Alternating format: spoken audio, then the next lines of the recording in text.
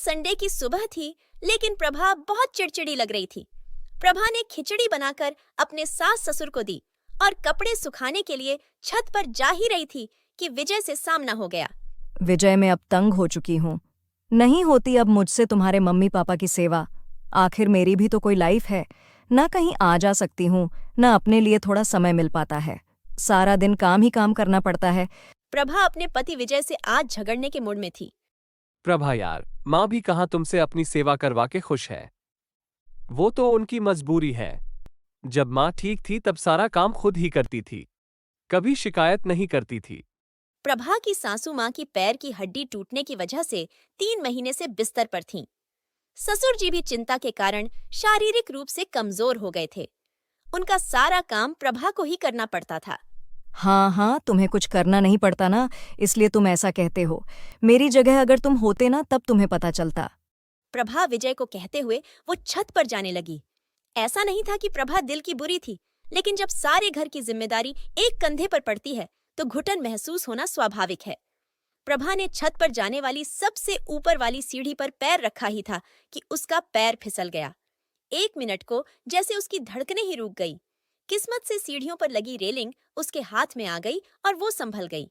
हे भगवान, अगर मैं गिर जाती तो जहाँ आज सासू माँ है वहाँ मैं होती। फिर हर चीज के लिए मुझे भी दूसरों पर डिपेंड रहना पड़ता है। प्रभा भगवान का धन्यवाद करती हुई वो नीचे आई। कमरे में से ससुर जी की आवाज आ रही थी। विजय की माँ, रोज रोज ये खिचड़ी मुझसे नहीं खाई जाती।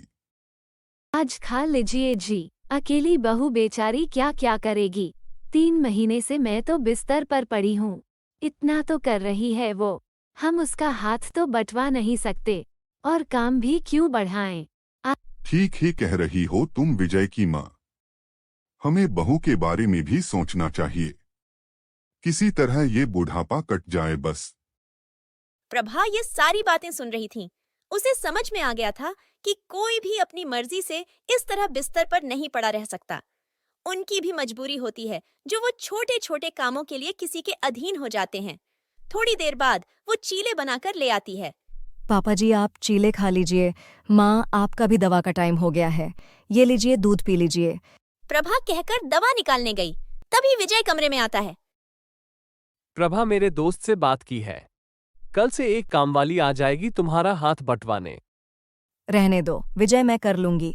आ जाने दो बहू, तुम्हें भी थोड़ा आराम मिल जाएगा। अगर तुम बीमार हो गई तो हमारा तो बुढ़ापे का सहारा ही छीन जाएगा। प्रभा की आंखें पानी से भर गईं और वो जोर जोर से रोने लगीं। माँ, पापा जी, मुझे माफ कर दो। मैं जो भी आपके बारे में सोच रही थी, मुझे ऐसा नहीं सोचना चाहिए था। विजय, तुम भी मुझे माफ कर दो। तो दोस्तों, ये कहानी आपको कैसी लगी कमेंट करके जरूर बताना और चैनल को सब्सक्राइब जरूर करना।